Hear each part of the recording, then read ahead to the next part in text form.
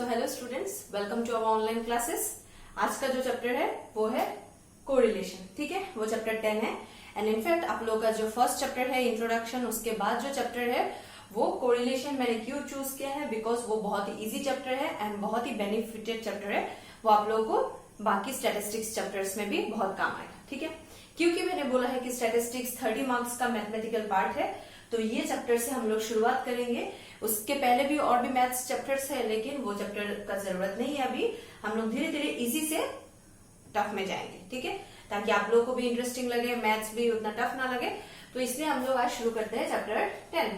ठीक है, तो कोरिलेशन के बारे में पहले जानते हैं। कोरिलेशन क्या है? कोरिलेशन पहले क्या जान लेते हैं? रिलेशन। रिलेशन हर किसी चीज में हो सकता है।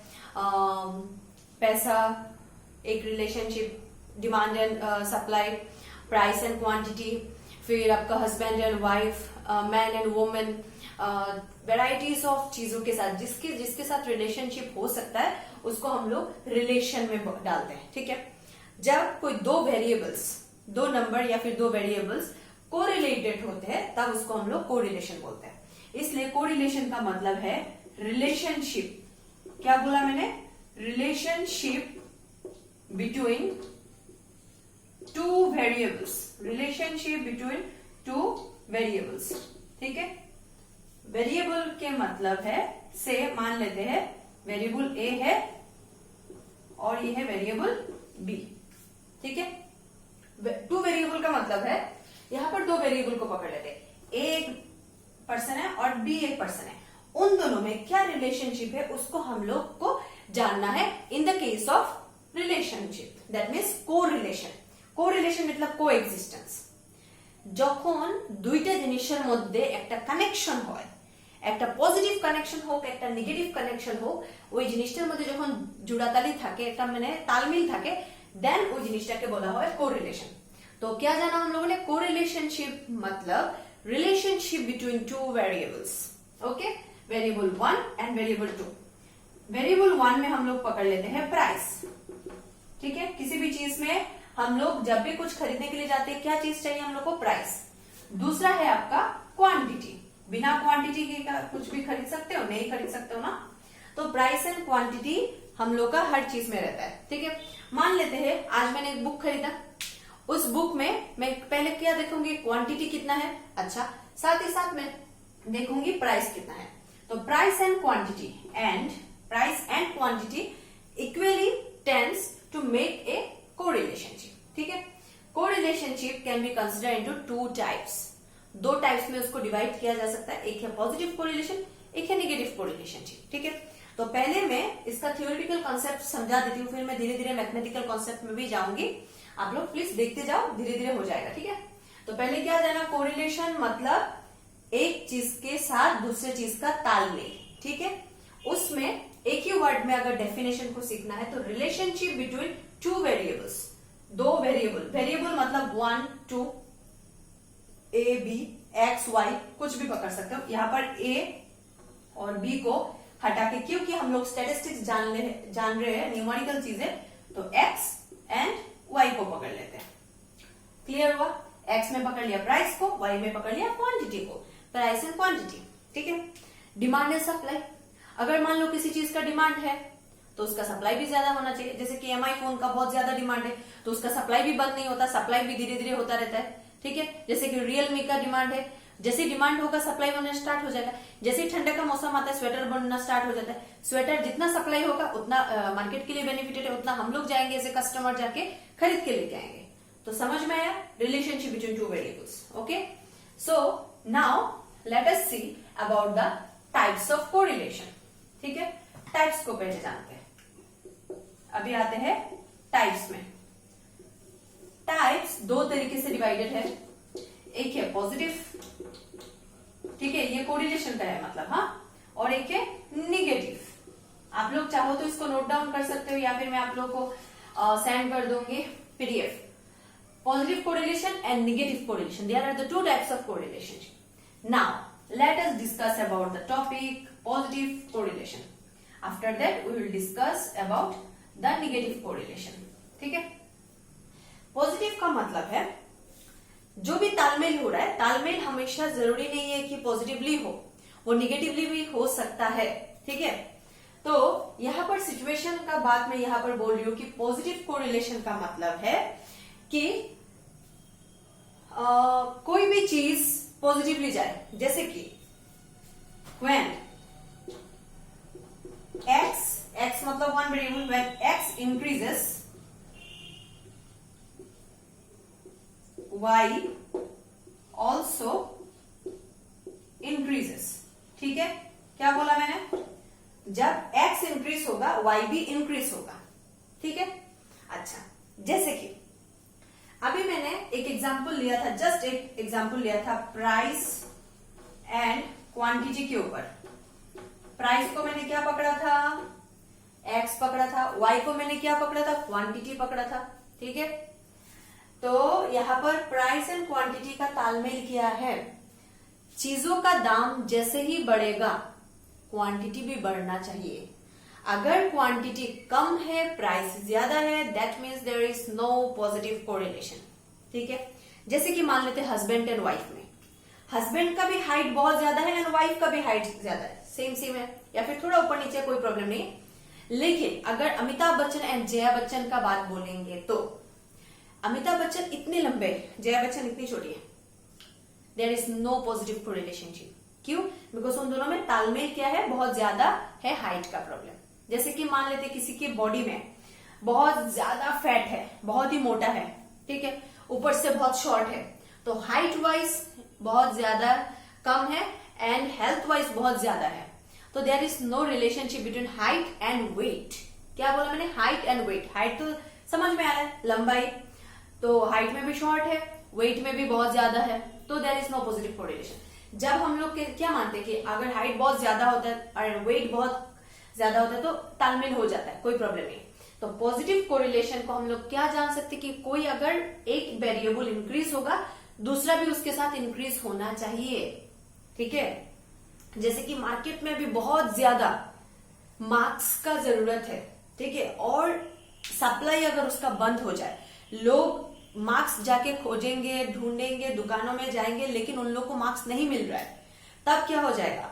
सप्लाई कम है, डिमांड ज्यादा है, तो if demand increases, supply decreases, then there is no positive correlationship. अभी डिमांड बहुत ज्यादा है सैनिटाइजर का, सप्लाई भी उतना ज्यादा हो रहा है, तो जैसे ही यहां पर अगर लेंगे डिमांड का बात, ये जो वर्ड है डिमांड, जैसे ही डिमांड इंक्रीज हो रहा है, ठीक है, सप्लाई भी उसके साथ अगर एक साथ इंक्रीज होने लगे, तो सप्लाई भी इंक्रीज हो रहा है, डिमांड भी इंक्रीज हो रहा है, तो मतलब क्या है? Positive correlation. प्राइस भी इंक्रीज हो रहा है, क्वांटिटी भी इंक्रीज हो रहा है, मतलब पॉजिटिव कोरिलेशन। हाइट भी मेरा बढ़ रहा है, वेट भी मेरा बढ़ रहा है, पॉजिटिव कोरिलेशन। जो जिसके साथ तालमेल मिला के बढ़ेगा, then we can consider under as positive correlation. Clear हुआ? देखो, अगर नहीं हुआ तो प्लीज मुझे फिर से डाउट में बोलना, मैसेज करके, कुछ भी करके, ठीक है। चलो आते हैं निगेटिव में। इसका पूरा उल्टा होगा निगेटिव कोरिलेशन, ठीक है। एक सेकंड रखो, मैं देख लेती हूँ वीडियो ऑन है कि नहीं। हाँ, ऑन है।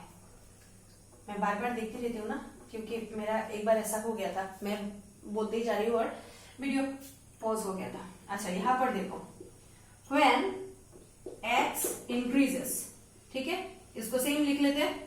मान लेते हैं कि x इंक्रीज हो गया, but y, when x increases y decreases। Clear हुआ?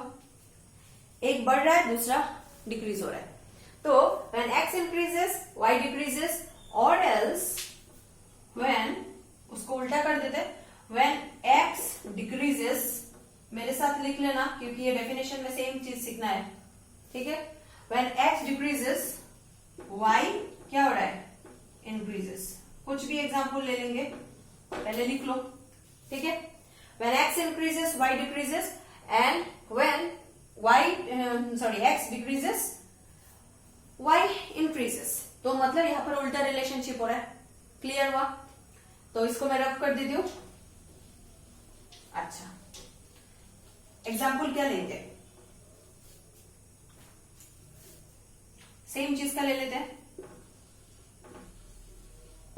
Height and wait. इसका इसका मतलब एंड है, ठीक है। जो बच्चे पता नहीं है, इसको शॉर्ट फॉर्म में एंड बोलते हैं।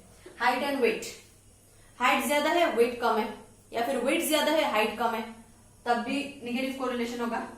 प्राइस एंड क्वांटिटी, ठीक है, प्राइस एंड क्वांटिटी, प्राइस बहुत ज्यादा है क्वांटिटी बहुत कम है, नहीं खरीदोगे, निगेटिव कोरिलेशन, ठीक है।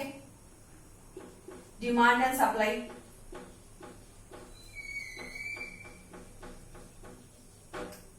ठीक है, डिमांड एंड सप्लाई।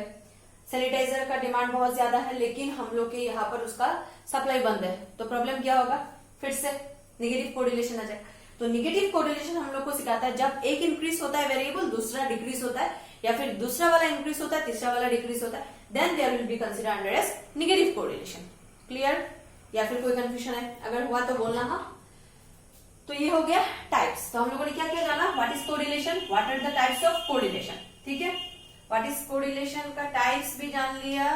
अभी जानते हैं सबसे इंपॉर्टेंट चीज जो है मेथड्स, जिससे हम लोग को मैथ्स करना है। Methods of calculating correlation, methods of calculating correlation.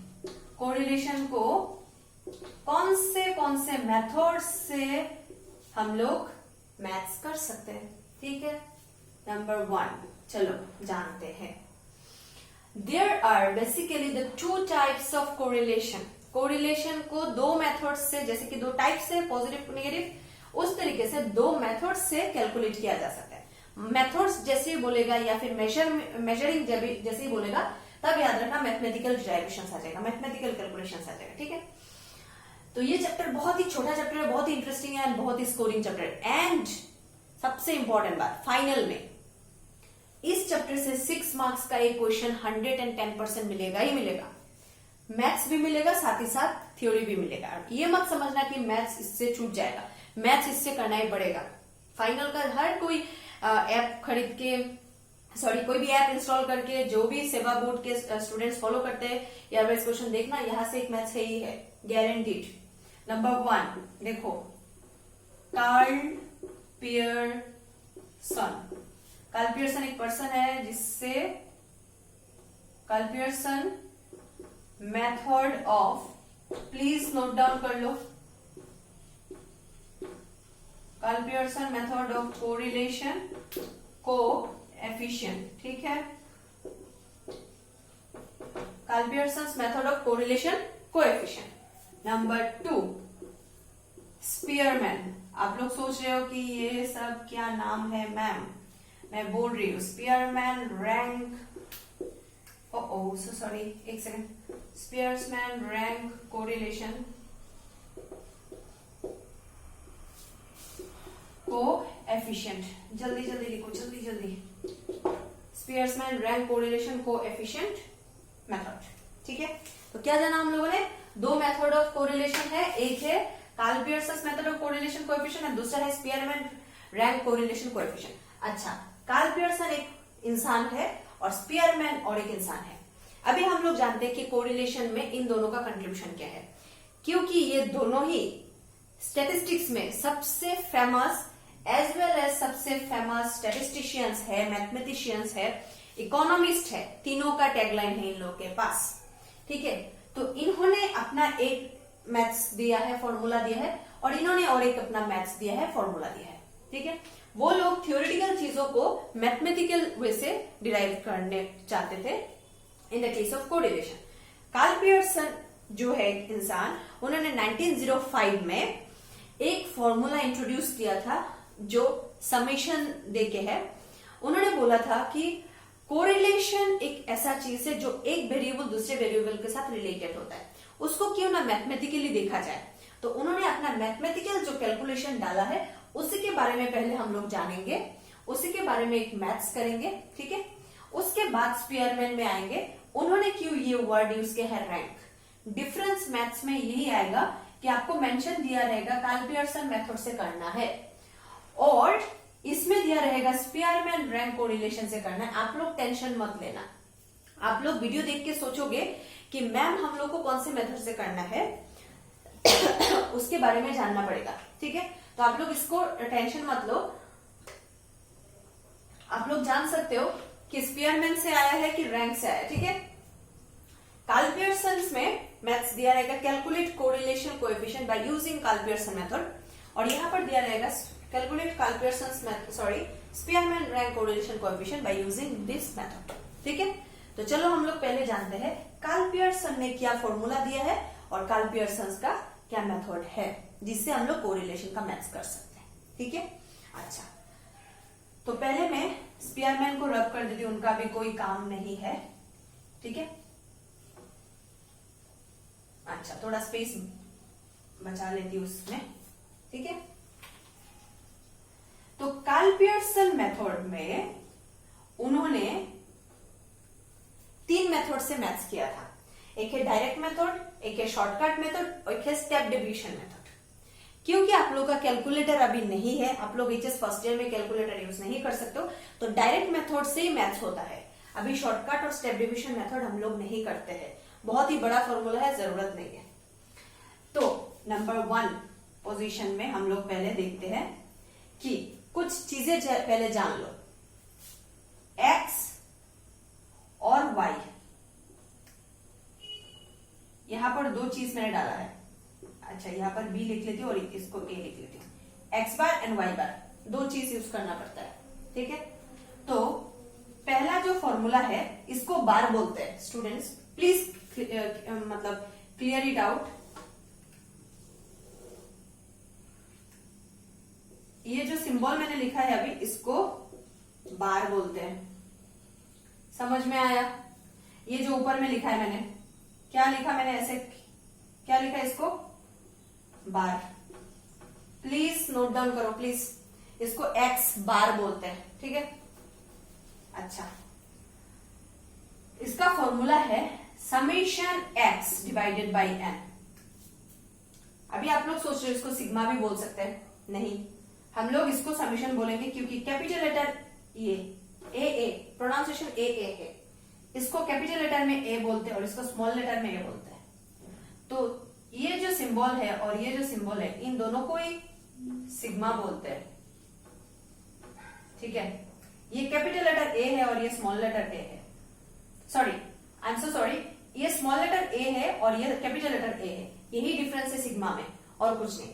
क्योंकि हम लोग को स्टैटिस्टिक्स में समीशन को यूज करना वर्ड पड़ता है, इसलिए हम लोगों ने सिग्मा हटा दिया, इसको समीशन भी बोल दिया, क्योंकि इन दोनों को सिग्मा एंड समीशन दोनों भी बोलते हैं। स्टैटिस्टिक्स में ये जान लो स्टूडेंट्स। ठीक है, सिग्मा और एल्स समीशन। ज्यादातर हम लोग वो साइंस वगैरह में सिग्मा बोलते हैं, लेकिन यहाँ पर समीशन बोलेंगे। ठीक है, क्लियर हुआ? अच्छा,